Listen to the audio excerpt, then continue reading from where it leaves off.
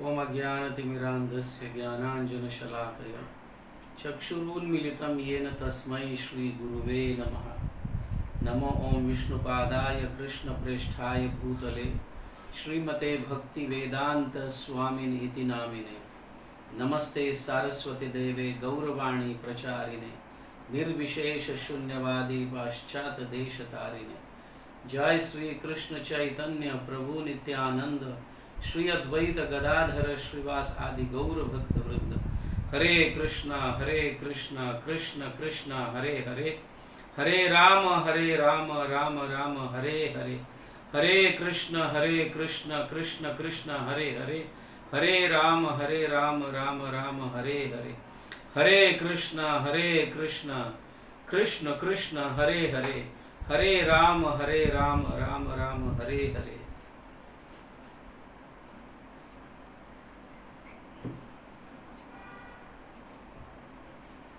हरे कृष्णा।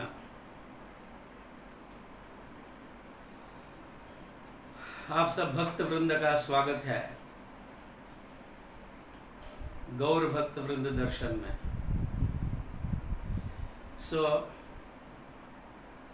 आज हम श्रील गौर किशोरदास बाबाजी महाराज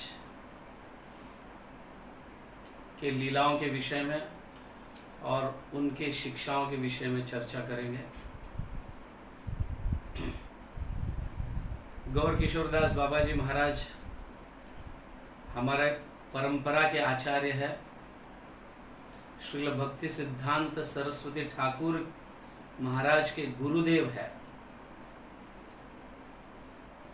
श्रील भक्ति विनोद ठाकुर के शिष्य है श्री गौर किशोरदास बाबाजी महाराज। नमो गौर किशोराय साक्षात वैराग्य मूर्तये विप्रलंभ रसाम्बोधे पादाम्बुजायते नमः। मैं श्री गौर किशोरदास बाबाजी महाराज के श्री चरणों में दंडवत प्रणाम करता हूँ, जो साक्षात वैराग्य के मूर्ति है और भगवान के प्रेम के विरह का सागर में डूबते हैं। ऐसे है श्री गौर किशोरदास बाबाजी महाराज। उनके विषय में ऐसे ज़्यादा कुछ लिखा नहीं गया है, या उनके पूर्व जीवन के विषय में कहो, गृहस्थी के पहले, ऑफकोर्स वो गृहस्थी थे, गृहस्थी के पहले उनका जो जीवन है उस विषय में कुछ ज़्यादा चर्चा नहीं की गई है। बट 19वीं सदी में उनका जन्म हुआ बगैन तालुका में या गांव में, बगैन नाम का गांव है वहाँ पे, जो पद्मा नदी के तट पर है आज बांग्लादेश में। तो वहाँ पे उनका जन्म हुआ, वैश्य फैमिली में या वैश्य कुटुंब में जन्म हुआ उनका। तो गौर किशोरदास बाबाजी का जो पहला नाम था बंसीदास। जब वो गृहस्थी थे, उनके माता पिता बहुत ही कम उम्र में उनका ब्याह किया था। फिर भी विवाहित जीवन में उनका ज़्यादा रस न होने के कारण ज़्यादातर वो भगवान के भक्ति में डूबा हुआ करते थे हर हमेशा।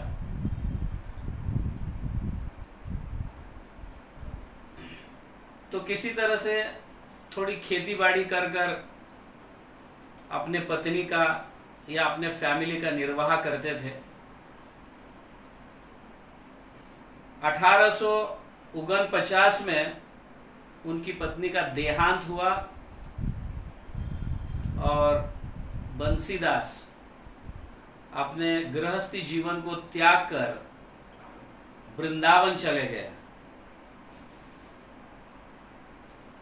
हमारे श्री जगन्नाथ दास बाबाजी महाराज के एक शिष्य श्री भागवत दास बाबा जी, उनसे उन्होंने वैराग्य वेश का दीक्षा लिया। भागवत दास बाबा जी, उनसे उन्होंने वैराग्य वेश मतलब बाबा जी का दीक्षा लिया, ऐसा समझो। और भागवत दास बाबा जी किनके शिष्य थे? श्री जगन्नाथ दास बाबा जी महाराज के शिष्य थे, जो भक्ति विनोद ठाकुर भी उन्हीं के शिष्य है, जिसकी चर्चा हमने लास्ट वीक में की थी। तो करीबन 30 साल तक गौर किशोर दास बाबा जी महाराज वृंदावन में रहे और उनका भजन, उनका वैराग्य एक अलौकिक था। जैसे रूप गोस्वामी और रघुनाथ दास गोस्वामी का जो वैराग्य भाव है, समझिए कि गौर किशोर दास बाबा जी महाराज वो वैराग्य भाव के मूर्ति है। रूप गोस्वामी और रघुनाथ दास गोस्वामी के जो वैराग्य भाव जो है, उस भाव के साक्षात मूर्ति कौन है? गौर किशोर दास बाबा जी महाराज, ऐसा कहा जाता है उनके विषय में। तो वो हर हमेशा अपना भजन, वो रहते थे पेड़ के नीचे ही, कभी गिरि गोवर्धन के पेड़ों के नीचे रहते थे, तो कभी बरसाना में रहकर पेड़ के नीचे रहकर भजन करते थे। तो कभी राधा कुंड, कभी श्याम कुंड, कभी रावल, तो कभी गोकुल, कभी नंदग्राम। वो एक जगह कभी रहे नहीं, हर हमेशा। तो जैसे रूप गोस्वामी, सनातन गोस्वामी हर हमेशा अपना जीवन पेड़ के नीचे ही निकाला, और एक ही पेड़ नहीं, ऐसे हर हमेशा हर दिन उनका पेड़ आश्रय दूसरे पेड़ों का लेते थे, एक ठिकाना नहीं किया उन्होंने। तो ठीक उसी तरह से गौर किशोर दास बाबा जी महाराज भी जो है, तो कभी नंदग्राम रहते थे, तो कभी बरसाना रहते थे, कभी राधा कुंड, कभी श्याम कुंड, कभी रावल, ऐसे। तो वो हर हमेशा पेड़ के नीचे ही अपना भजन किया करते थे। तो ऐसे वो एकांत भक्ति में ज़्यादा उनकी रुचि थी, एकांत भक्ति में। ऐसे प्रचार भी किए, लेकिन एकांत भक्ति में उनका ज़्यादा रुचि रहा। तो करीबन प्रतिदिन वो 2 लाख भगवान के नाम लेते थे। दैट मीन्स 128 माला, 128 माला प्रतिदिन वो जप करते थे। कभी कभी तो वृंदावन है, ब्रजमंडल के 12 वन जो है, 12 वन, वो हर हमेशा इन वनों में भटकते थे, पेड़ों के नीचे रहकर साधना करते थे, भटकते थे। तो हरि नाम जोर जोर से लेने का भी उनका एक आदत, मतलब हरि नाम, हरे कृष्ण कृष्ण कृष्ण हरे हरे, हरे राम राम राम हरे हरे, ऐसे जोर जोर से जप किया करते थे। कभी कभी तो मतलब वो ऐसे भजन गाते थे। उनका एक प्रिय भजन था, कोथाय गो प्रेममयी राधे राधे, कोथाय गो प्रेममयी राधे राधे, राधे राधे गो जय राधे राधे। बहुत सुंदर, मतलब राधा रानी के गुणगान वो गा रहे। कोथाय गो प्रेममयी राधे राधे का मतलब है प्रेममयी, ओ प्रेममयी राधे राधे, आप कहाँ पे हो, कहाँ ढूंढूं मैं तुम्हें, आपकी जय हो। देखा दिया प्राण राखो राधे राधे, तो कृपा कर कर आपका दर्शन दीजिए और हमारे प्राण की रक्षा कीजिए, हे राधे हे राधे। तुम्हारा कंगाल तुम्हारे दाखे राधे राधे, तुम्हारा कंगाल दास है और तुम्हें पुकार रहा है, हे राधे हे राधे। राधे वृंदावन विलासिनी राधे राधे, राधे कनु मनो मोहिनी राधे राधे। वृंदावन में आनंद लेने वाली हे राधे। कनु, कनु मतलब कृष्ण, कान्हा, कृष्ण के मन को मोहित करने वाली हे राधे। राधे अष्ट सखी शिरोमणि राधे राधे, अष्ट सखियों की शिरोमणि हे राधे। कहाँ हो आप?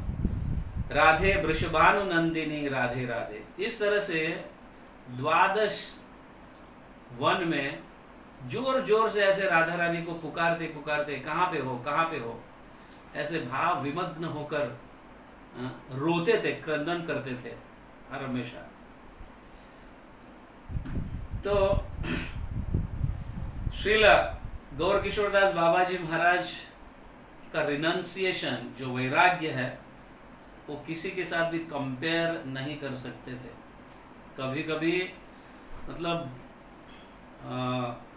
राधा कुंड की मिट्टी खाकर अपना जीवन निर्वाह करते थे, यमुना की मिट्टी खाकर अपना जीवन निर्वाह करते थे। माधुकरी मांगते थे।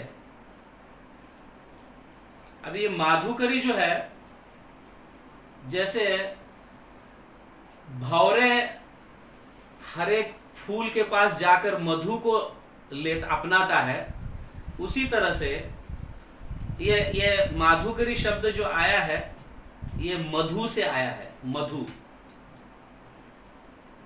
माधुकरी शब्द, माधुकरी मतलब जानते हैं?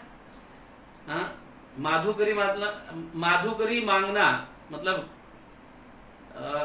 बहुत ही पवित्र सेवा है माधुकरी। भीख मांगना अलग, समझे? भीख मांगना एक एबॉमिनेबल एक्ट है, एक तुच्छ कृत्य है भीख मांगना। क्यों तुच्छ कृत्य है?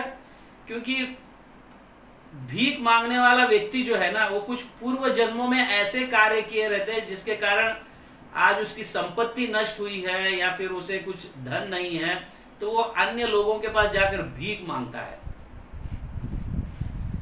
बट बाह्य रूप से माधुकरी भी भीख मांगने जैसा ही दिखता है, लेकिन ये बहुत पवित्र सेवा है माधुकरी।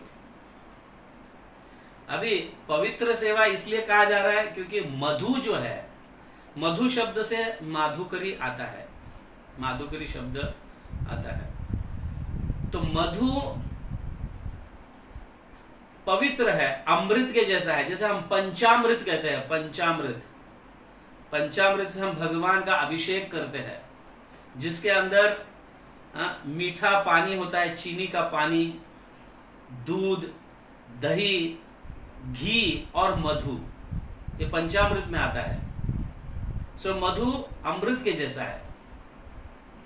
तो माधुकरी भी जो है, ये अमृत के जैसा है।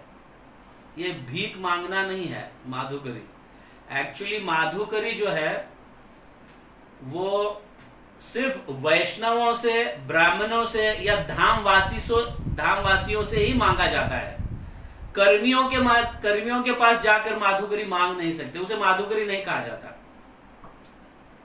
हम वृंदावन में जाते हैं, हाँ, तो बरसाना में हम देखते हैं कई भक्त लोग या ऐसे राधा रानी का कौन सा होगा, जावट में खास करके, स्पेशली जावट में जाकर भक्त लोग माधुकरी मांगते हैं। जावट राधा रानी के ससुराल जाकर। तो वृंदावन में जब हम माधुकरी या ब्रजमंडल में माधुकरी मांगते हैं, तो ये ब्रजवासी है, समझिए ना। ब्रजवासी मतलब भगवान के नित्य पार्षद कहो या फिर उनके निकट के संगी कहो, तो उनसे माधुकरी मांगना, उनसे कुछ मांगना, भीख मांगना, ऑफ कोर्स भीख नहीं है, ये माधुकरी है। माधुकरी मांगने से हमारा हृदय पवित्र हो जाता है, उनकी कृपा से, उनके आशीर्वाद से। तो माधुकरी मांगना एक सेवा है, ये भीख मांगना नहीं है, समझिए। तो अपने हृदय को साफ करने के लिए, अपने आप को विनम्रता लाने के लिए ये माधुकरी मांगना चाहिए। तो माधुकरी ब्रजवासियों से, धामवासियों से या भक्तों से, शुद्ध ब्राह्मणों से मांगी जाती है। भीख जो है ये कर्मियों से मांगी जाती है, कर्मी लोग या जो पापी लोग हैं, तो अपनी इंद्रियों की तृप्ति करते हैं, जैसे अन्य हम बाकी सब हम देखते हैं, कई लोग भीख मांगते हैं घर घर जाकर। तो ये भीख मांगना और माधुकरी मांगना जमीन आसमान का फर्क है। एग्जैक्टली वैसे जैसे प्रेम और काम वासना दोनों में अंतर है। लोहे का और सोने का दोनों ही धातु है, लेकिन दोनों में अंतर है। प्रेम बहुत उच्च कोटि का है, या फिर सोना हाई कैटेगरी है और लोहा एकदम लो कैटेगरी है। दोनों धातु है, इसलिए दोनों भी ये भीख मांगने जैसा ही दिखता है बाह्य रूप से, लेकिन माधुकरी बहुत पवित्र सेवा है। ब्राह्मणों से, ब्रजवासियों से ये मांगी जाती है माधुकरी। तो ऐसे भौरों के जैसा, भौरे या मधुमक्खी जैसे फूलों में जाकर मधु को चूस लेती है, ये उस तरह से पवित्र कार्य है माधुकरी। तो गौर किशोर दास बाबा जी महाराज अपना जीवन का निर्वाह सिर्फ माधुकरी मांग के रहते थे। तो कभी कभी वो खाते भी नहीं थे, तो कभी कभी सिर्फ राधा कुंड की मिट्टी या यमुना की मिट्टी खाकर अपने जीवन का निर्वाह करते थे। तो संत महात्मा जब किसी के घर मांगने जाते हैं, संत महात्मा या फिर भक्तगण या वैष्णवगण किसी गृहस्थी के घर जाते हैं कुछ मांगने के लिए, तो उसे भीख मांगा नहीं कहा जाता। वो इसलिए जाते हैं कि उन गृहस्थियों पर वो उद्धार करते हैं, भगवत कथा करके, कृष्ण कथा करके उनके घर को पवित्र करते हैं, उनके हृदय को पवित्र करते हैं। इसीलिए वैष्णव गण जो है अन्य गृहस्थी के पास जाकर मांगते कम है, देते ज्यादा है। भगवान को देते हैं, हरि नाम को देते हैं वो। तो ये है माधुकरी। तो गौर किशोरदास बाबा जी महाराज जो है ब्रजवासी, जो भी वृंदावन में रहने वाले या ब्रजमंडल में रहने वाले जितने भी वो गैया हो या कोई जानवर हो, जैसे कुत्ता, बिल्ली और अन्य जानवर जो है, ये जानवर हो या कोई कीड़े हो, चींटी हो या पेड़ हो, वो सभी को प्रणाम करते थे गौर किशोरदास बाबा जी महाराज। सभी को, चींटियों को भी प्रणाम करते थे, ये समझकर ये तो ब्रिजवासी है। पेड़ों को प्रणाम करते थे, ये समझकर कि ये तो ब्रिजवासी है। कुत्तों को, जानवरों को, गैयों को तो अपन करते हैं, लेकिन वो कुत्तों को भी प्रणाम करते थे। तो सारे ब्रिजवासियों को, मतलब सभी अन्य जीवों को, जो भी तुच्छ जीव भी है, ऑफकोर्स तुच्छ नहीं कह सकते, बट वृंदावन में रहने वाले या ब्रज में रहने वाले सारे जीव महान है, क्योंकि गौर किशोरदास बाबा जी महाराज हर हमेशा ये देखते थे कि ये भगवान के एकदम निकट के संगी है, भगवान के साथ रहने वाले ये आत्माएं हैं, पवित्र आत्माएं हैं। इस तरह से गौर किशोरदास बाबा जी महाराज रिस्पेक्ट करते थे ब्रजवासियों को या धामवासियों को। तो क्या हमें सीख लेना चाहिए इनसे? क्या सीखना चाहिए? तो ब्रजवासियों को हर हमेशा हमें यह देखना चाहिए कि ये भगवान के निकट के संगी है, पार्षद है। हर हमेशा भगवान इनके साथ रहते हैं, ये भगवान के साथ रहते हैं। So it is very important ब्रजवासियों को मतलब रिस्पेक्ट देना जो है भगवान को बहुत पसंद है। तो गौर किशोरदास बाबा जी महाराज वृंदावन में ऐसे 30 साल रहकर खूब सेवा करते हैं वृंदावन की, और राधा कृष्ण की प्रेरणा से वो नवद्वीप जाते हैं। नवद्वीप जाते हैं। नवद्वीप जाने के उपरांत चैतन्य महाप्रभु जिन जिन स्थलियों में गए और लीला किए हैं, वो सारे स्थानों के दर्शन करते हैं गौर किशोरदास बाबा जी महाराज, समझ गए ना। और वो हर हमेशा ये गाते थे, जब तक हे जीवात्माएं, जब तक आप नित्यानंद प्रभु की कृपा नहीं प्राप्त करोगे, तब तक आपको गौरांग महाप्रभु की कृपा प्राप्त नहीं होगी। इस तरह से जोर जोर से चिल्लाकर गाते थे भजन को, समझ गए ना। जब तक आप नित्यानंद प्रभु की कृपा नहीं प्राप्त करोगे, तब तक गौरांग महाप्रभु की कृपा कदापि संभव नहीं है। और जब तक चैतन्य महाप्रभु की, गौरांग प्रभु की कृपा नहीं मिलेगी तब तक कृष्ण प्रेम प्राप्त नहीं होगा।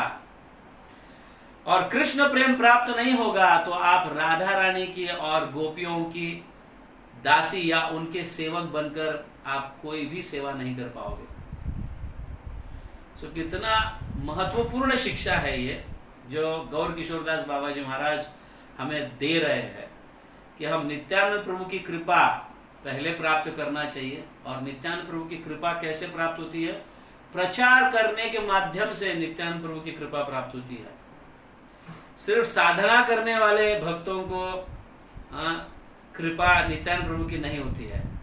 आप जब तक प्रचार नहीं करोगे, जारे देखो तारे कहो कृष्ण उपदेश, जिसको भी हम देखते हैं भगवान के इस उपदेश, भगवत गीता का, भागवतम का हमें प्रचार करना चाहिए।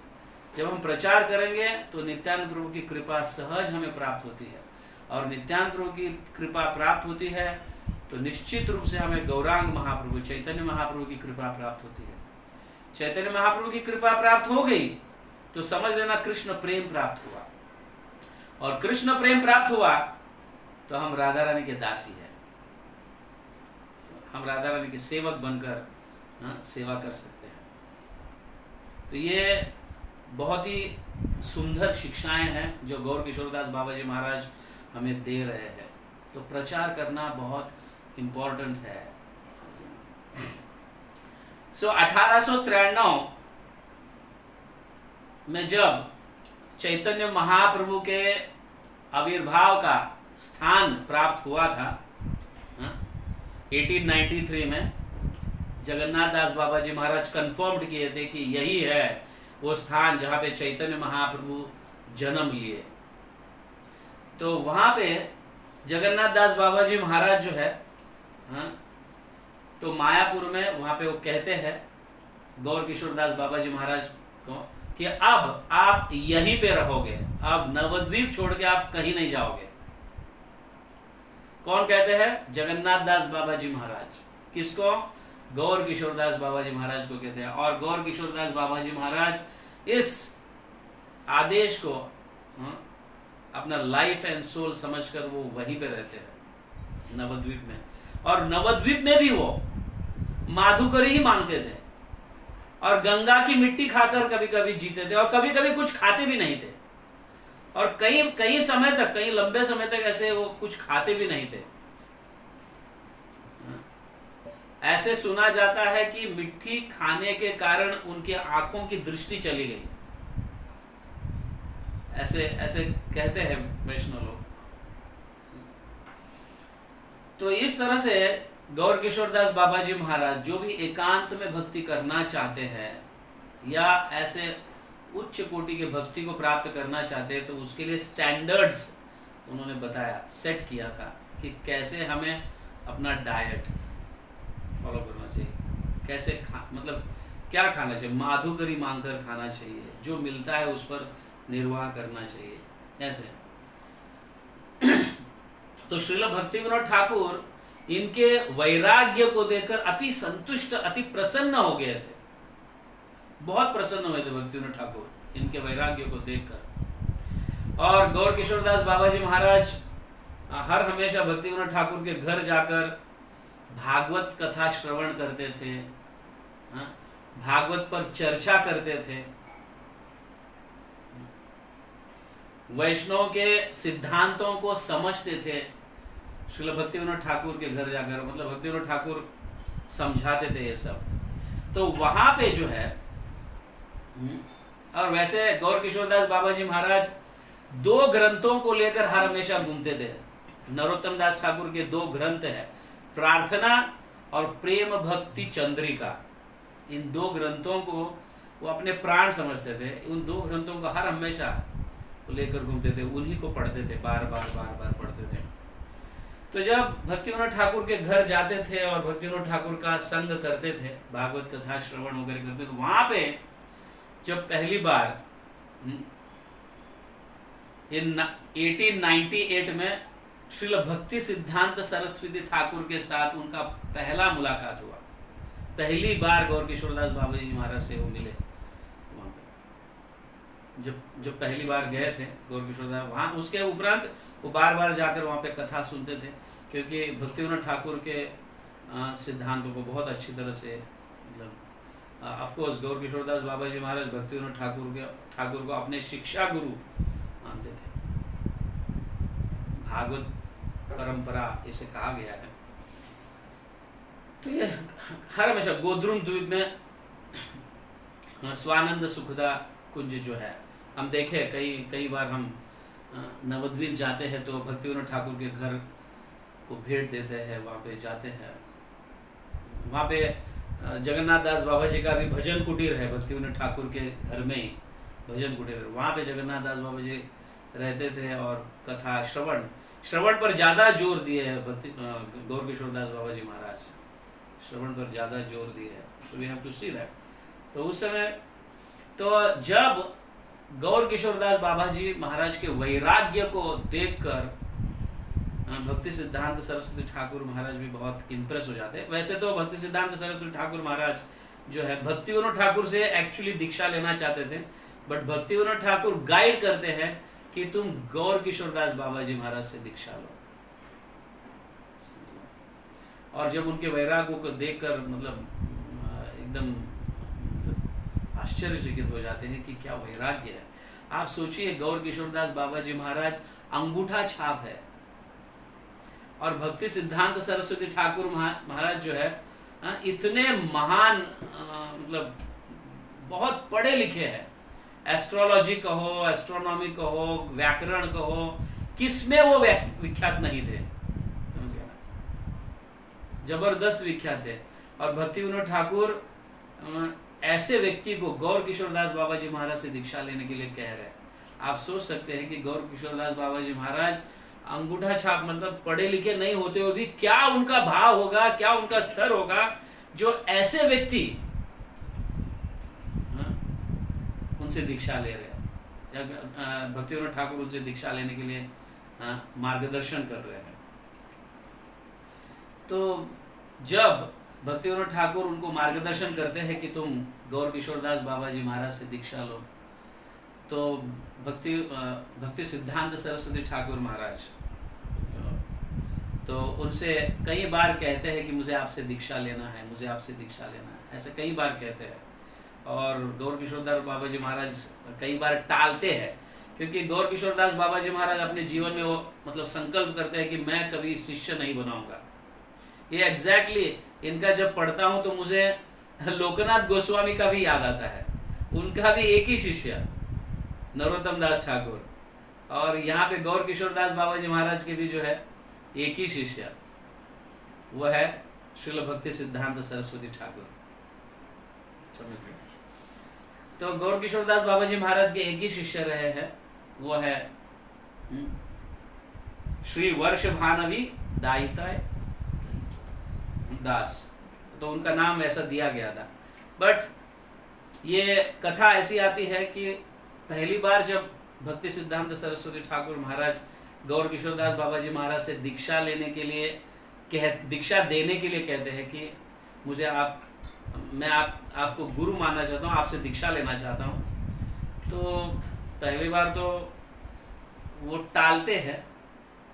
फिर कहते हैं ठीक है, मतलब बहुत बहुत लंबे समय तक चर्चा करने में, ठीक है मैं चैतन्य महाप्रभु से बात करूंगा, और फिर वो अगर हाँ कहे तो मैं फिर आपको दीक्षा दे दूंगा। इस तरह से कहते हैं। तो फिर भक्ति सिद्धांत सरस्वती ठाकुर मतलब उस समय वो जब दूसरे दिन जाते हैं और गौर किशोर दास बाबा जी महाराज से वही प्रश्न करते हैं कि क्या हुआ, चैतन्य महाप्रभु ने आपको आज्ञा दी है, मतलब या तो फिर परमिशन दिए है कि नहीं मुझे दीक्षा देने के लिए। अरे अरे अरे मैं तो भूल गया, महाप्रभु को पूछना मैं भूल गया। ऐसे सोचते हैं, मतलब ऐसे कहते हैं। तो भक्ति सिद्धांत महाराज जो है डिटरमिन्ड रहते हैं, ठीक है कोई बात नहीं, आप कल मुझे बता देना।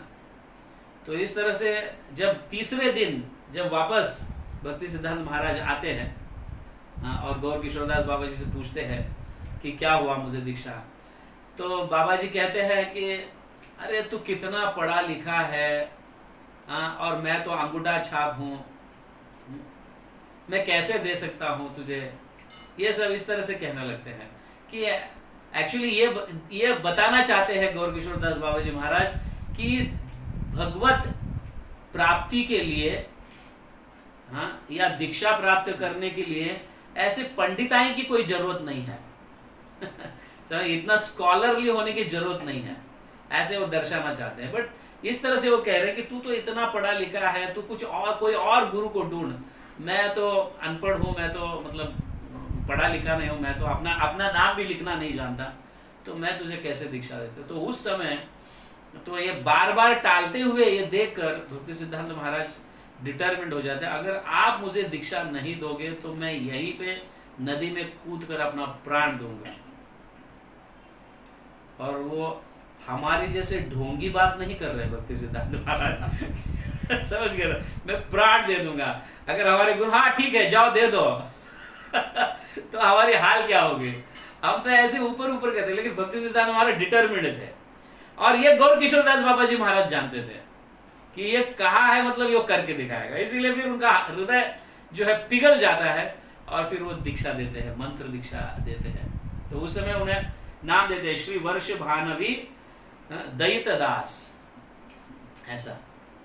तो उनका प्रणाम मंत्र भी ऐसा ही है, मैं पढ़कर सुना देता हूँ। यस, श्री वर्ष भानवी देवी दायितये कृपब्धय कृष्ण संबंध विज्ञान दायिने प्रभवे नमः। तो वर्ष भानवी दायित मतलब जो राधा रानी के प्रीतम है, मतलब कृष्ण, उनके दास के दास। वर्ष भानवी मतलब राधा रानी, तो उनके दास, कृष्ण के दास। तो ऐसे ऐसे नाम से उन्हें दीक्षा मिलती है। तो इस तरह से तो दीक्षा जो होता है दैट इज इन 1900 उस समय हुआ था उनका दीक्षा।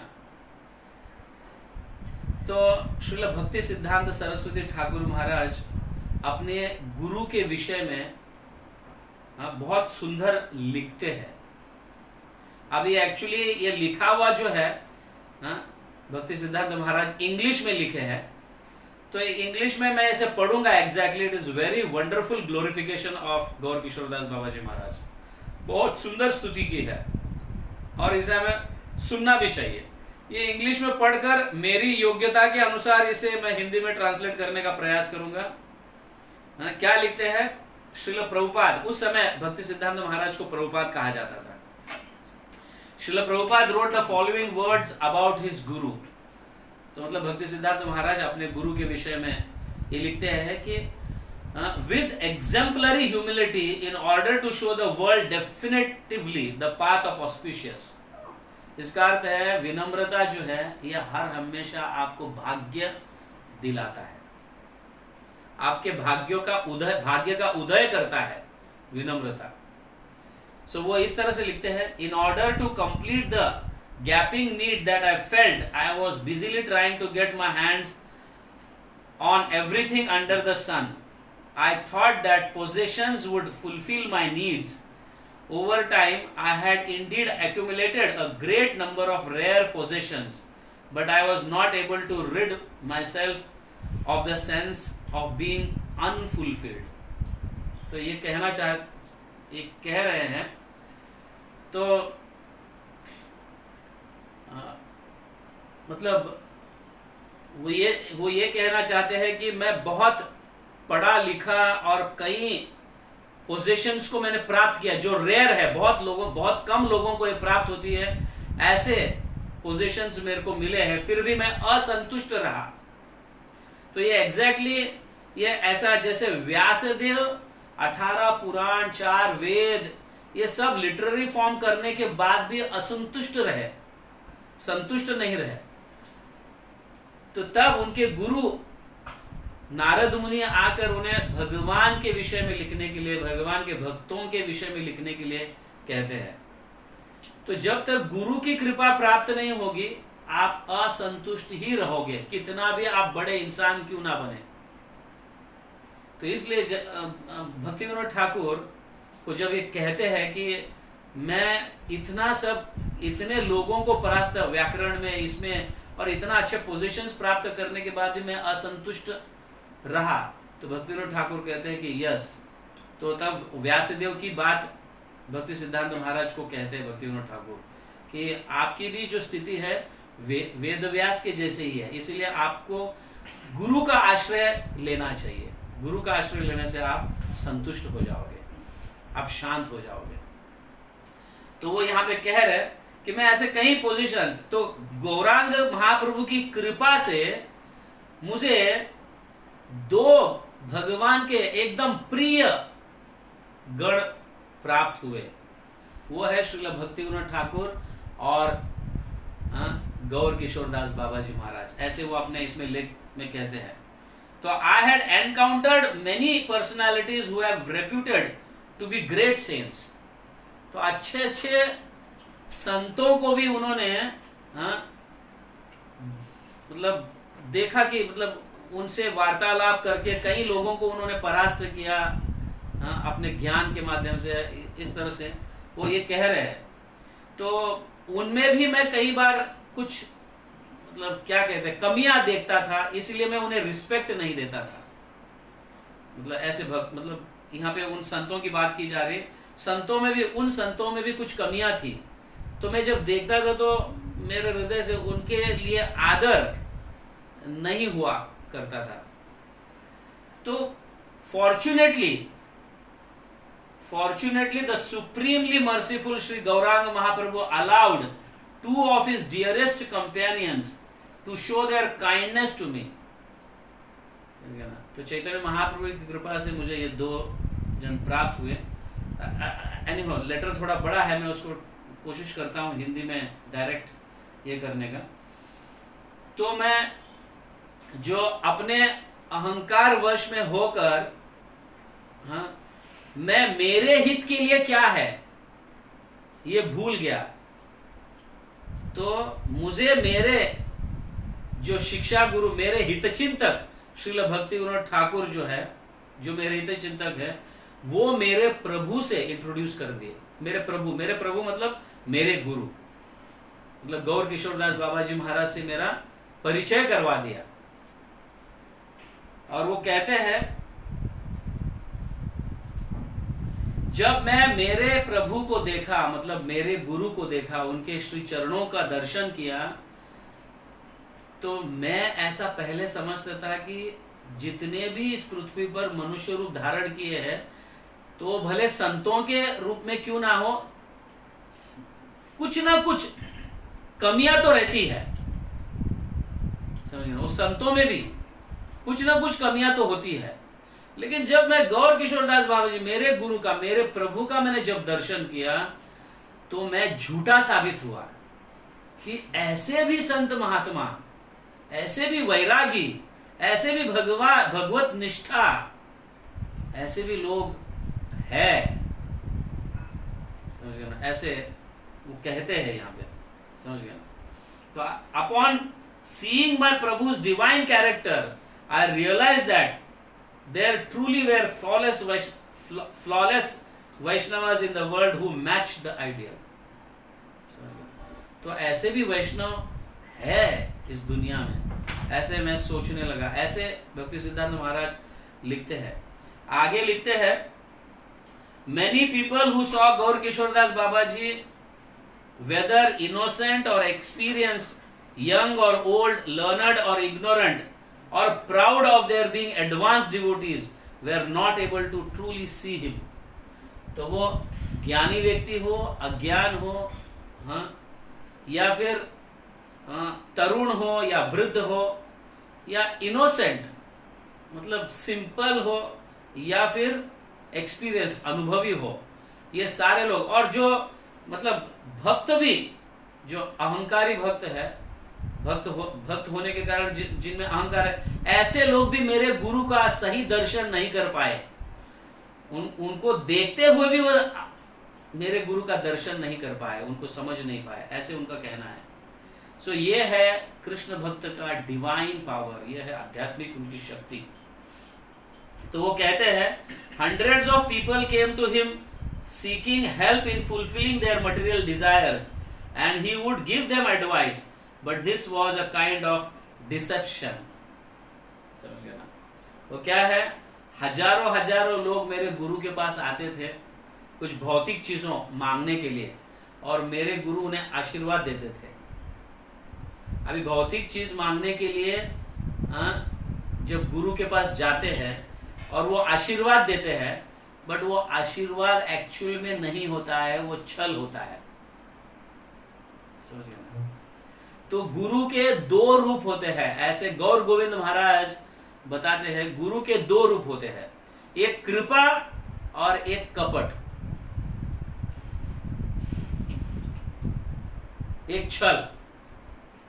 तो हम जब गुरु के पास सिंसियरली प्रामाणिक रूप से अपनी उन्नति के लिए जाकर कृपा मांगते हैं, मेरी भक्ति में उन्नति हो, सही ढंग से प्रामाणिक रूप से जब आप जाकर गुरु के पास कृपा मांगते हैं और गुरु कृपा करते हैं, तो हमारी सचमुच भगवत नाम में रुचि उत्पन्न होती है। लेकिन हम अपने आप को भक्त का दिखावा कर कर अंदर से भौतिक इच्छाएं हैं और जाकर हम गुरु की कृपा मांगने का प्रयास कर रहे हैं, तो गुरु कृपा देते हैं जरूर, लेकिन वो छल होता है।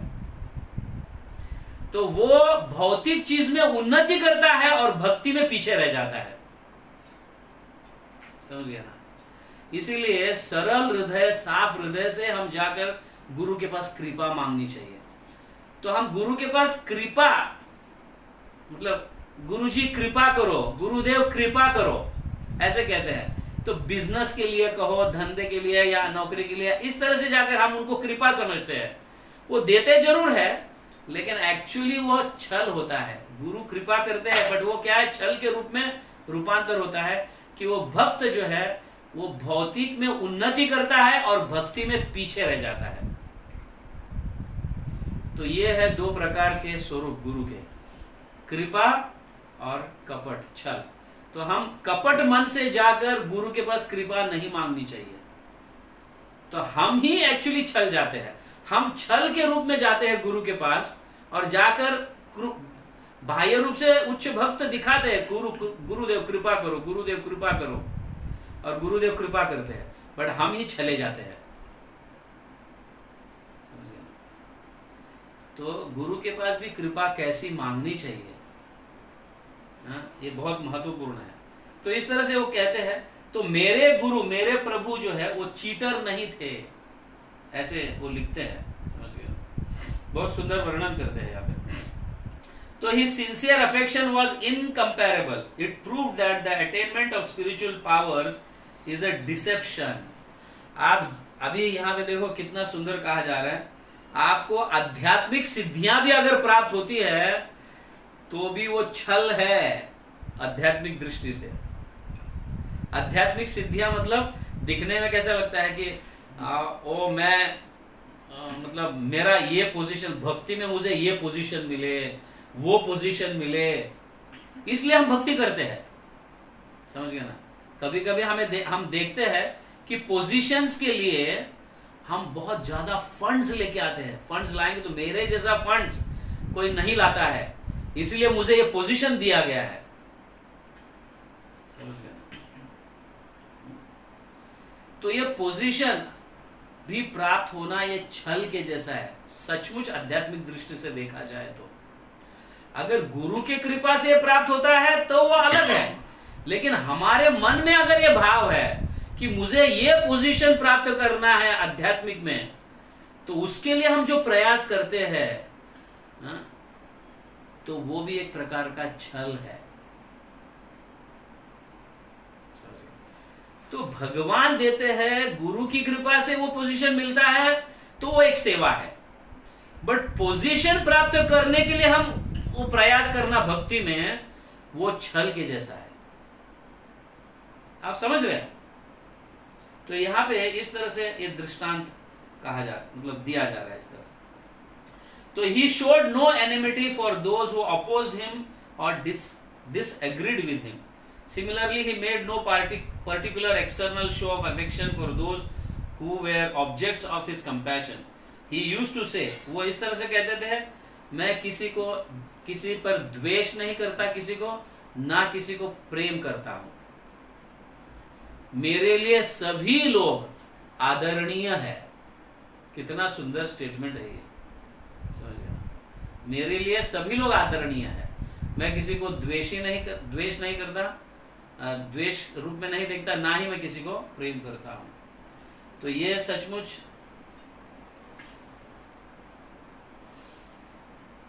हाँ, एक शुद्ध भक्त जो है उसकी दृष्टि, एक शुद्ध भक्ति की दृष्टि ये रहती है कि सारे मेरे गुरु है। सुनिए, सभी जितने भी लोग हैं वो सब मेरे गुरु है, और ऐसा भक्त ही जगत गुरु बन सकता है जो अन्यों को गुरु मानता है। समझ गया ना? अन्यों को जो गुरु मानता है, हाँ, और ऐसा भक्त ही जगत गुरु बन सकता है। सो यहां पे कुछ गौर किशोरदास बाबा जी महाराज शिक्षाएं दे रहे हैं कुछ, हाँ, तो ये बहुत कुछ सीखने जैसी है, कुछ लीलाएं हैं ऐसा।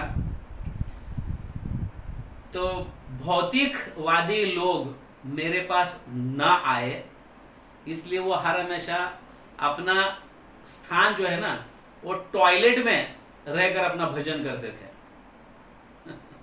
टॉयलेट में रहकर अपना भजन करते थे ताकि लोग मेरे पास ना आए, भौतिक लोग मेरे पास ना आए, क्योंकि भौतिक लोग आते तो भौतिक चीजें ही मांगते हैं। तो एक बार ऐसे हुआ, गिरी बाबू और उनकी पत्नी, मतलब एक भक्त होंगे गिरी बाबू और उनकी पत्नी, जो गौर किशोरदास बाबा जी महाराज जानते थे उनको कि बहुत अच्छे सेवक है, दोनों भी पति और पत्नी बहुत अच्छी सेवा करते हैं, ये जानते थे। तो एक बार गिरी बाबू और उनकी पत्नी जो है गौर किशोरदास बाबा जी महाराज को अपने घर रहने के लिए ले जाते हैं। तो गौर किशोरदास बाबा जी महाराज कहते हैं नहीं मुझे नहीं आना है, लेकिन बहुत कहने के उपरांत गौर किशोरदास बाबा जी महाराज जानते हैं कि ये अच्छे सेवक है, मतलब उनका भाव अच्छा है, तो वो कहते हैं मैं आऊंगा जरूर आपके घर, लेकिन मैं टॉयलेट में रहूंगा। तो वो टॉयलेट में रहते थे, और उसके कारण मेरे गुरु अभी आएंगे मेरे घर बोल के उन्होंने टॉयलेट बिलेट साफ करते हैं, साफ कर वहां पे रहते हैं। हालांकि समझाने का प्रयास करते हैं गिरी बाबू कि महाराज आप ऐसे जगह रहेंगे तो कैसे लगेगा हमें, फिर भी वो अपने जिद से अड़े रहते हैं कि मैं रहूंगा तो टॉयलेट में ही रहूंगा। तो ये सिखाना चाहते हैं कि हरि भजन जो है ये कहीं पे भी रहकर किया जा सकता है। हालांकि हम जाके टॉयलेट में माला ना जप करें। ये सुनने के बाद ओहो गौर किशोरदास बाबा जी महाराज हमें सिखा रहे हैं, हम माला लेके टॉयलेट के अंदर जाएंगे। हम देखे हैं कुछ भक्त लोग जो है ना बहुत जोर से जब लगता है तो गले में माला होती है और टॉयलेट में जाते हैं और जाकर अपना यूरिन पास करते हैं। बाद में कहना पड़ता है अरे कम से कम माला तो निकाल के जाओ। नहीं हम मुरली प्रभु से एक बार सुने थे कि आप टॉयलेट में भी माला जप कर सकते। ऐसा ना करें। बट कहने का तात्पर्य यह है कि भगवान की भक्ति कहीं पे भी रह के किया जा सकता है, लेकिन वो स्तर हमें प्राप्त होना चाहिए। हम उस स्तर के नहीं है अभी। जिस स्तर मतलब कैसे गौर किशोरदास बाबा जी महाराज कहीं पे भी जप करें वो वैकुंठ बन जाता है, वो गोलोक बन जाता है, लेकिन हम टॉयलेट में जप करेंगे तो वैकुंठ नहीं बन सकता। हमारी स्थिति ये नहीं है।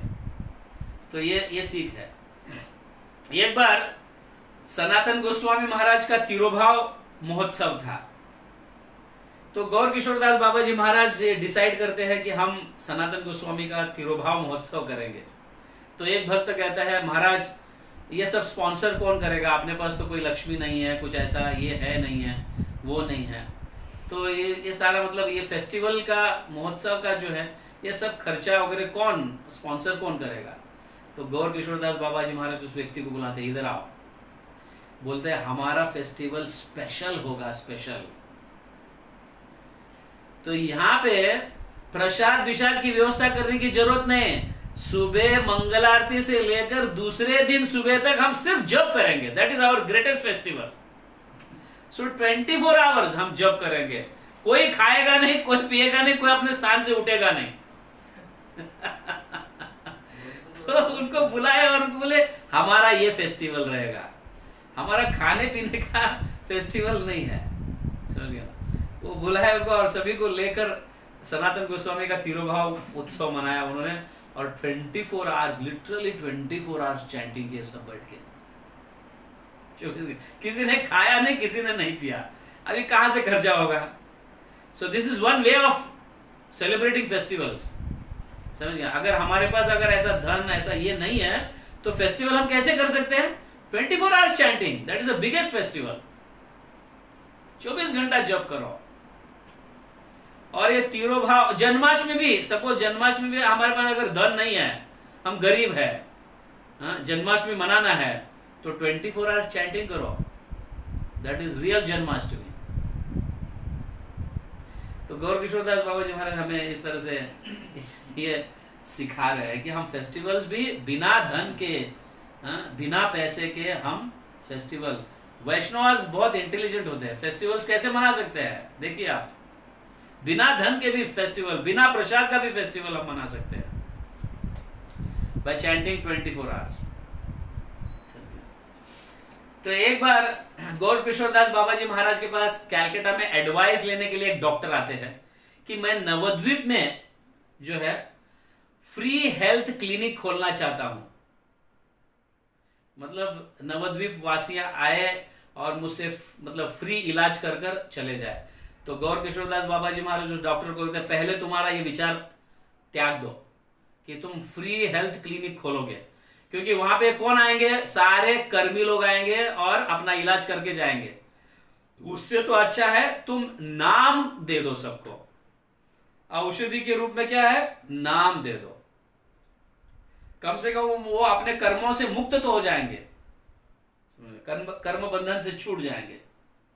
तो दूसरी एक बहुत सुंदर लीला है। तो एक न्यूली मैरिड कपल होता है, भक्त होते हैं। तो गौर किशोर दास बाबा जी महाराज कहते हैं, वैष्णव की जो पत्नी है वो बहुत रेयर है, रेयर। वैष्णव को ऐसी पत्नी मिलना बहुत रेयर है, वो कहते हैं। तो it is very difficult to find in this world. मतलब कोई भी ऐसे वैष्णव की पत्नी बनना कोई पसंद नहीं करता। अरे बाबा, तो हमें आनंद या मौज करने ही, मजा करने ही नहीं मिलेगा। तो इस हेतु से गौर किशोर दास बाबा जी महाराज के वैष्णव की पत्नी बनना बहुत रेयर है, डिफिकल्ट है ऐसे औरत को प्राप्त करना। तो समझ लेना चाहिए, किसी वैष्णव को अच्छी पत्नी मिली है और सेवा कर रही है तो यह कृष्ण की कृपा है, ऐसा समझ लेना चाहिए। इसी तरह, इसीलिए उस वैष्णव पत्नी को अच्छी तरह से गाइड कर और कृष्ण की सेवा में लगाओ, ताकि वो कृष्ण की दासी बने, आपकी नहीं। ऐसा वो न्यूली मैरिड कपल को वो इस तरह से उपदेश दे रहे कि पत्नी तुम्हारी दासी नहीं है, वो कृष्ण की दासी है। और तुम वैष्णव हो और तुम्हें ऐसी पत्नी मिली है, तो ये कृष्ण की कृपा समझो और उसको कृष्ण की दासी बनाओ, तुम्हारी दासी नहीं। इस तरह से वो कहकर उन्हें ज्ञान दे रहे हैं। समझ गया? तो इस तरह से दोनों भी जो है भगवान के दास बन सकते हैं। तो एक बार जो है एक किसी भक्त जाकर भोजन करते हैं,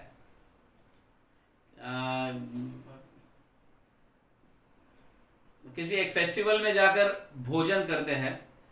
तो गौर किशोर दास बाबा जी महाराज कहते हैं, तुमने जाकर उस कथा में भोजन तो किया, लेकिन आप बिना जाने कि वो भोजन का स्पॉन्सर किसने किया, ये बिना जाने आप जाकर प्रसाद लिए। तो बाबा जी महाराज जो है कभी कभी 3-3, 4-4 दिन तो बात ही नहीं करते थे उस व्यक्ति से। कोई जाकर किसी प्रोग्राम में जाकर भोजन करता है बाहर जाकर, तो उनके साथ बात नहीं करते थे।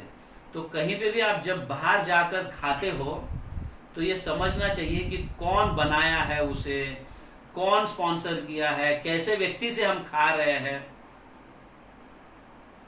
तो इस तरह से यहाँ पे गौर किशोर दास बाबा जी महाराज ये कहते हैं कि सिखाते हैं।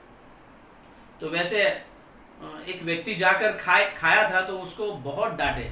हरेन बाबू बोल के एक भक्त थे, तो वो जाकर खाए थे ऐसे एक भजन कुटीर में जाकर, जिनको स्पॉन्सर किसी लेडी ने की थी, एक शूद्र लेडी जिसका क्या कहते हैं, जिसकी इज्जत का कोई ठिकाना नहीं है, ऐसा कहा गया है, जिसकी इज्जत का कोई, और बड़ी सुंदर दिखती थी। तो उसके पास जाकर खाए तो गौर किशोर दास बाबा जी महाराज हरेन बाबू को बहुत डांटे और 3-4 दिन तक बात नहीं किए। समझ गए ना? तो कैसे जगह तुम जाकर खा रहे हो, कम से कम ये देखा तो करो। बिना देखे जाकर खाते हो और उसके रिएक्शंस तुम्हें आ जाता है। तो बहुत चुस्त थे इस समय, ऐसे समय में। तो द एसेंस, मतलब ये सारे शिक्षाओं का सार ये था कि गौर किशोर दास बाबा जी महाराज ये समझाना चाहते हैं कि भगवान का नाम ही एकमात्र आश्रय है कलयुग में। भगवान का नाम ही एकमात्र आश्रय है कलयुग में, और यही धन है, इसको कमाने का प्रयास कीजिए। ज्यादा से ज्यादा भगवान के नाम का उच्चारण हो। और वो खास करके कहते हैं राधा कृष्ण के ऐसे जो लीलाएं हैं, मधुर लीलाओं पर ध्यान ना करो तो अच्छा है। मधुर लीलाएं मतलब जैसे फॉर एग्जांपल रास लीला या ऐसे कुछ प्राइवेट लीलाज होते हैं, उस पर कभी ध्यान ना करो। समझ गए? ये कहते हैं ध्यान इस पर दो कि आप प्रामाणिक रूप से सावधानी पूर्वक भगवान के नाम का उच्चारण करो। जब आप भगवान के नाम का अच्छी तरह से निरअपराध जप करने लगोगे तो स्वाभाविक रीति से ऑटोमेटिकली भगवान के लीला, भगवान के गुण, भगवान के स्वरूप आपके हृदय में जागृत होंगे। समझिए? आपके हृदय में जागृत होंगे। तो फिर इस तरह से आपका खुद का आइडेंटिटी भी, आप भगवान के नित्य धाम में क्या सेवा करते हो, ये भी आइडेंटिटी आपको प्राप्त होगा। ऐसे गौर किशोर दास बाबा जी महाराज ये कहते हैं, अपने अपने शिष्यों को इस तरह से शिक्षा देते हैं। ऑफ कोर्स इसका अर्थ है कि हमें अपने गुरु के आदेशों का पालन करना चाहिए। इन शॉर्ट कहने का तात्पर्य है कि हम अपने गुरु के आदेश का पालन करें। हमारे गुरु जो हमें कहते हैं, बस हमें वही एक निष्ठा से वो सेवा करनी है। ऐसे करने से तो स्वाभाविक रीति से हमारे हृदय में भगवान के रूप, लीला, गुण, धाम ये प्रकट होने लगता है। तो इस तरह से जगन्नाथ गौर किशोर दास बाबा जी महाराज की शिक्षाएं रहे। तो नवंबर 30 तारीख को कार्तिक के समय, एकादशी के समय वो अपने शरीर को त्यागा, अपने लीलाओं को समाप्त किए। दैट वाज कार्तिक मंथ, 30 तारीख दिया है, दैट इज 1915 में कार्तिक मास में एकादशी के समय 30 तारीख को गौर किशोर दास बाबा जी महाराज अपनी लीलाओं की समाप्ति किए। और उस समय वो रणीरा धाम धर्मशाला में कुलिया ग्राम में रहते थे। तो वहाँ पे उनका देहांत हुआ, वहाँ पे उन्होंने अपने शरीर को त्यागा। लेकिन भक्ति सिद्धांत सरस्वती ठाकुर महाराज को जब पता चला तो वो अपने गुरु के विरह से मतलब बहुत दुखी हुए और रोने लगे, विरह के कारण रोने लगे और तुरंत ही उस स्थान पर गए वहां पे। तो देखा वहां पे कि कुछ महंत जो लोग हैं या फिर अखाड़ा के जो लोग महंत होते हैं, अखाड़ा के जो आश्रम, अखाड़ा आश्रम के जो महंत लोग होते हैं, वो एक दूसरे से झगड़ रहे थे। बाबा जी महाराज का देह हमें दे दो, हम समाधि मंदिर बनाएंगे। तो कुछ लोग झगड़ रहे थे, हमें दे दो, हम समाधि मंदिर बनाएंगे।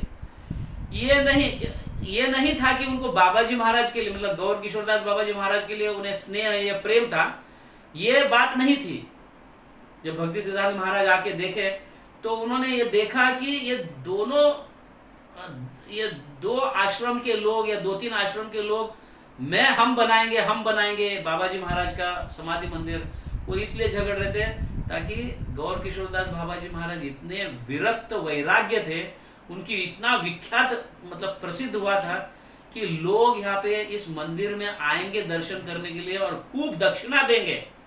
ये पैसे के लिए ये लोग झगड़ रहे थे ताकि आगे चलकर हमें धन प्राप्त होगा, इसलिए झगड़ दिए। भक्ति सिद्धांत महाराज देखे और उन्होंने उस समय अपने शक्ति का प्रदर्शन किया।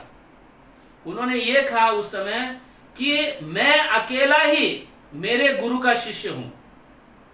आपको गौर किशोरदास बाबा जी महाराज कभी शिष्य स्वीकार नहीं किए।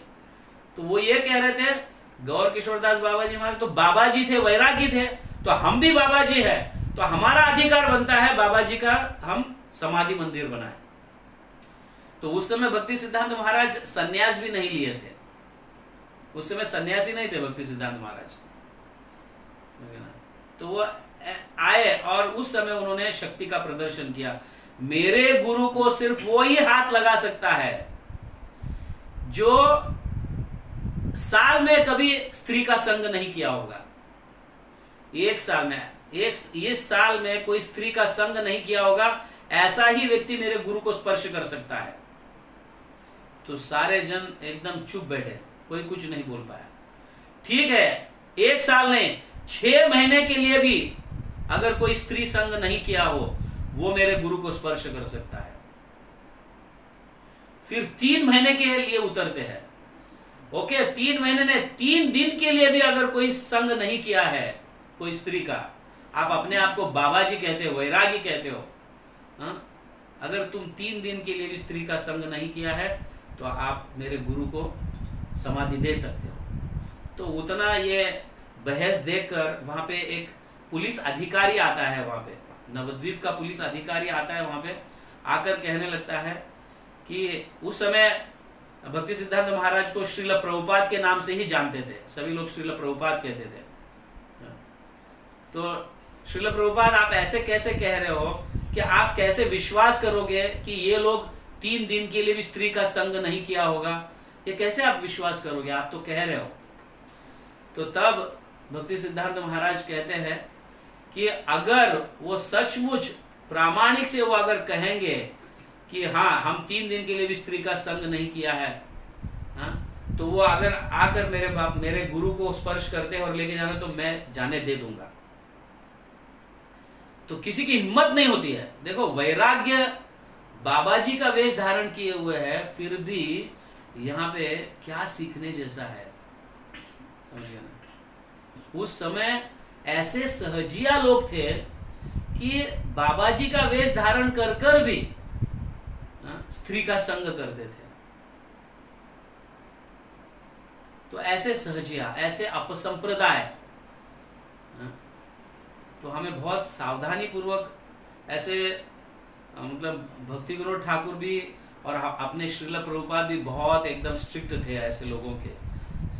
ऐसे बाबा जी जो है, प्रभुपाद ने कभी भी ऐसा मतलब ये नहीं दिया कि आप बाबा जी बनो, आप बाबा जी बनो, ऐसी दीक्षा कभी प्रभुपाद दिए नहीं, क्योंकि वो देखते थे कि बाबा जी लोग बहुत मतलब उस समय बहुत ढोंगी, ऐसे दिखावा करने वाले बाबा जी बहुत थे, लेकिन अंदर से स्त्री संगी थे। तो तब भक्ति सिद्धांत महाराज के इस शक्ति जो प्रदर्शन किया, इस शक्ति को देखकर ये पुलिस अधिकारी तुरंत ही भक्ति सिद्धांत सरस्वती ठाकुर महाराज के चरणों को पकड़ते हैं, समझ गए ना। तो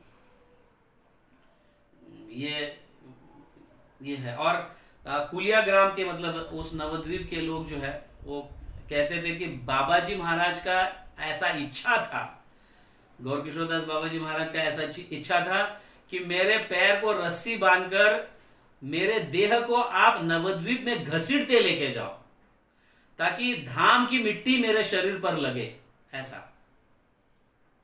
तो भक्ति सिद्धांत सरस्वती ठाकुर महाराज इसके विरुद्ध खड़े रहे, समझ गया ना, कि मेरे गुरु वो विनम्र भाव से शायद कहे है कि मुझे घसीटते लेके जाओ, लेकिन मैं तो मेरे सर पर उठाकर उन्हें ले जाऊंगा और समाधि दूंगा, ऐसे वो कहते हैं। क्योंकि ऐसे वैरागी, ऐसे व्यक्ति को कैसे घसीट कर, ऐसे निर्दय होकर कैसे घसीट कर ले जा सकते हैं। चैतन्य महाप्रभु स्वयं हरिदास ठाकुर को अपने गोद में लेकर नाचा, कीर्तन किया और स्वयं समाधि दिए। समझ गया? ये उदाहरण देकर, चैतन्य महाप्रभु का ये उदाहरण देकर उनको मतलब परास्त कर देते हैं ये सारे बाबा जियों को या इन नवद्वीप वासियों को कि कैसे ले जा सकते हैं। तो उन्होंने अपने सर पर, गौर किशोर दास बाबा जी महाराज को अपने सर पर उठाकर लेकर जाकर समाधि दिया। समझे? तो उनकी समाधि जो है, हाँ, भक्ति सिद्धांत महाराज जो आप शायद चैतन्य मठ गए होंगे, जहाँ पे योगपीठ है, योगपीठ से आगे जाओगे तो वहाँ पे भक्ति सिद्धांत सरस्वती ठाकुर महाराज का बहुत सुंदर, उस समय बहुत बड़ा मंदिर कहा जाता था। उस समय भक्ति सिद्धांत महाराज के ठाकुर के समय चैतन्य मठ, उनका नाम चैतन्य मठ। तो वहां पे राधा कुंड के तट पर, वहां पे भी राधा कुंड है, वहां पे राधा कुंड के तट पर गौर किशोर दास बाबा जी महाराज की समाधि है। तो गौर किशोर दास बाबा जी महाराज ब्रज लीला में, हाँ, श्रीमती राधा रानी के गुणमंजरी रहे है।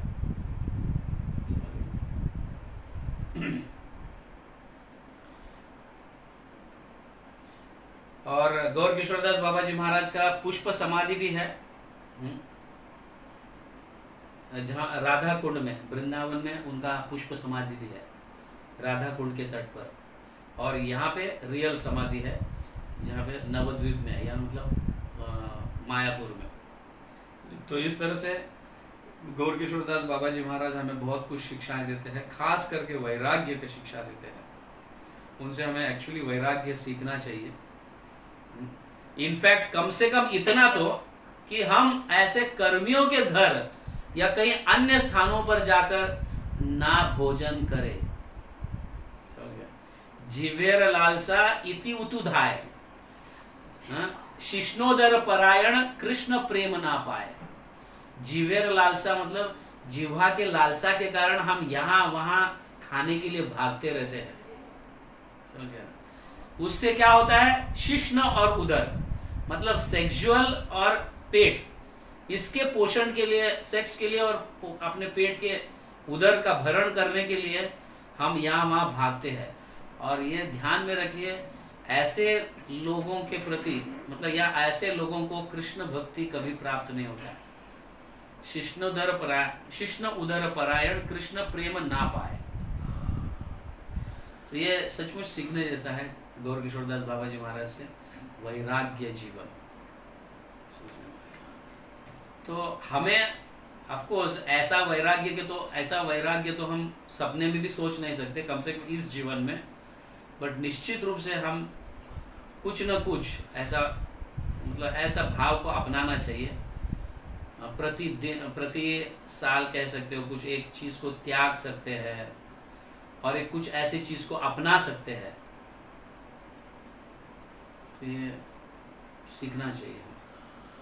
गौर किशोरदास बाबा जी महाराज की जय, जगत गुरु श्रील प्रभुपाद की जय, गौर प्रेमानंदे, हरि हरि।